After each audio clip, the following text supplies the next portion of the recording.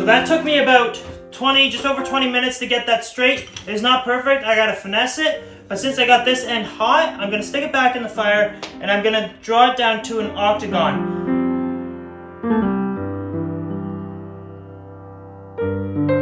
The axe eye punch is finished, the forging is done. Oh, a little bend. May have to go back in the forge actually. I'm gonna finish straightening it. I didn't realize how off it was. I'm gonna straighten the center there. And then I'm gonna let it cool down, and then I'll quench it, heat treat it, and then we can give it a try. So let's fix this. Been sitting on the anvil for about an hour. Cooling off the handle, so we're gonna start with the 8-inch wheel, cut through the scale, get it rough brown, and then we're gonna switch to the flat plat and make everything nice.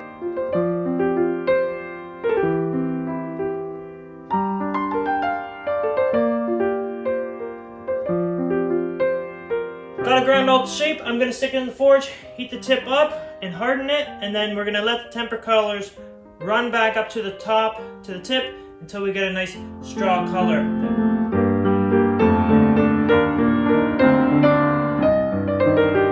See the temper colors running? I've been sticking it back in the forge, just past the fire. This part here, I put just above the fire. I've been heating it up so the temper colors run to the edge. So I don't want to put the edge in the fire and accidentally overheat it.